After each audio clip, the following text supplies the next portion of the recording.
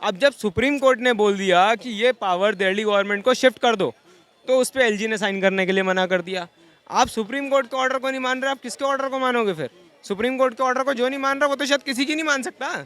आप क्या कर रहे हो? ये तो तानाशाही हो गई। आप तानाशाही नहीं कहोगे तो इसको क्या कहोगे? आपको सबसे बड़ा न्यायालय सुप्रीम कोर्ट ऑफ इंडिया एक वर्डिक्ट देता है, उस वर्डिक्ट पे आप कुछ नहीं करते हो। आप कहते हो जी मैं तो इसको नकार रहा हूँ। क्यों, कैसे नकार सकते हो आप? कौन सी पोजीशन है आपके पास? एक बात बताओ, उस चीज़ को अगर मेरे ख्याल से कोई नकार भी सकता होगा तो इतनी बड़ी पावर सिर्फ एक पार्लियामेंट में बैठी प्रेसिडेंट के पास है, उसके अलावा नहीं है। बीच में एक कहीं ना कहीं कमेटी बना दी गई है और वो कमेटी कहीं ना कहीं उसको रिकमेंड करेगी। सर वो कमेटी किसके पास है? सेंट्रल गवर्नमेंट के पास है। नहीं, आप इनडायरेक्टली दिल्ली को होल्ड कर रहे हो ना। वो कमेटी कहीं ना कहीं मुख्यमंत्री साहब होंगे, उसमें सचिव होंगे और एक और आदमी होगा, जो 3 मेंबर की कमेटी होगी। वो किसी भी पद को, मतलब किसी भी गवर्नमेंट के अधिकारी को अगर ना हटाना हो, चेंज करना हो, तो वो रिकमेंड करेंगे एलजी को।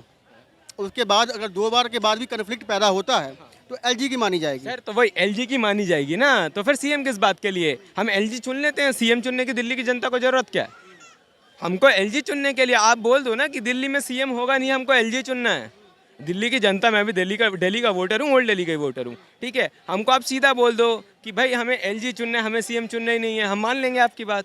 आप लेकिन बोलो तो, आप इन फ्रंट आओ, अप फ्रंट आके आप बोलो ना ये बात को कि भाई मैं बोलता हूँ कि जी सीएम तो दिल्ली में होगा ही नहीं, आप सिर्फ एलजी की सुनोगे। आप बोल दो आके, हमें दिक्कत नहीं है, आप बोलो तो। कम से कम पीछे पीछे बैक एंड पे जो चोरी चकारी वाले काम करते हो वो तो मत करो, आप वही कर रहे हो।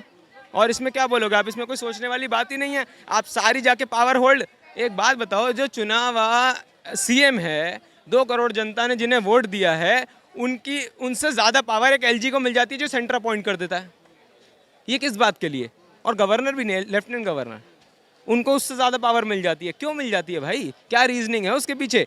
एक आदमी का चुनाव हुआ जो ऊपर के प्रेसिडेंट पोस्ट पे है, जिन्होंने चुना हो उनको, उन पे इतनी ज़्यादा पावर है कि 2 करोड़ जनता के फैसले को नकार दिया आपने। कैसे? क्या है आपके पीछे? इसके पीछे कोई रीजनिंग तो दो। पहली बात तो भाजपा की सरकार से मैं रीजनिंग मांगता ही नहीं यार, मांगने लायक भी नहीं है ये। जो आदमी प्रधानमंत्री की पोस्ट पे बैठ के केरला फाइल्स जैसी स्टोरी का समर्थन करे ना, उससे ज़्यादा कुछ नहीं हो सकता इस देश में, ठीक है। लगता है जो मुख्यमंत्री केजरीवाल साहब कहते हैं कि एलजी हमें काम करने नहीं दे रहे हैं, तो वो लगता है आपको? ऑब्वियसली आपने सारी पावर होल्डिंग्स अपने हाथ में रख रखी हैं। जब आपके हाथ में पावर ही नहीं होगी तो आप कहाँ से काम कर लोगे? आपको ट्रांसफ़र करने तक का तो हक नहीं है। ये इनके किसी राज्य में, अभी एक मैं किसी आईपीएस की वो सुन रहा था, 22 बारी भाजपा के सांसदों ने उनका ट्रांसफ़र कर दिया। 1 साल के अंदर 22 बार ट्रांसफ़र हो जाता है। क्यों हो गया? क्योंकि वो आदमी इनकी खाट खड़ी कर रहा होगा। आईपीएस रैंक का अधिकारी हैं, आप उन्हें ट्रांसफ़र कर सकते हो। अगर मान के चलिए बीच में कोई कमेटी बना दी गई है और एलजी और मुख्यमंत्री के सहमति से कोई भी किसी भी अधिकारी का ट्रांसफर होगा, तो दिक्कत क्या है इसमें? सबसे बड़ी पावर उसमें कौन है, आप ये बताओ?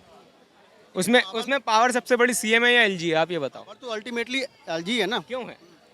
फिर वो जनता के मत की जरूरत थोड़ी है। आप इलेक्शन कराओ मत ना दिल्ली में, फिर आप इलेक्शन उसको हटा दो कि इलेक्शन यहाँ होने ही नहीं चाहिए, क्योंकि हम पावर तो एलजी को ही देंगे। तो फिर इलेक्शन करा क्यों रहे हो? क्यों सिर्फ जनता को मूर्ख बना रहे हो क्या?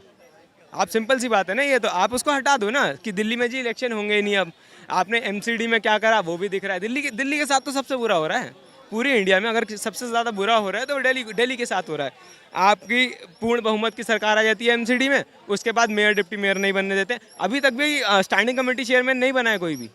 क्या हो क्या रहा है ये दिल्ली की जनता के साथ?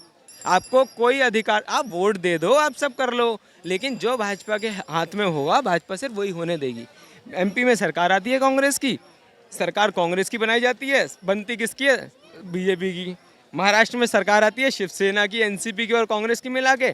वहाँ बैठे कौन है पावर में? शिवसेना के कुछ लोग तोड़ लिए और जाके खुद बैठ गए, ठीक है। एक जगह हुआ जहाँ पे आरजेडी और जेडीयू साथ में आ गई, वरना ये वहाँ भी काटने चालू कर दिया था इन्होंने। ये अपने घर में बैठ के खाना चालू कर देते हैं लोगों को। आप खुद समझो इन चीज़ों को, जनता को भी समझना पड़ेगा। ये वो हैं जो बिल्कुल ही चुन चुन के आदमी को खगोड़ते हैं कि भाई तू भी मेरा और तू भी मेरा।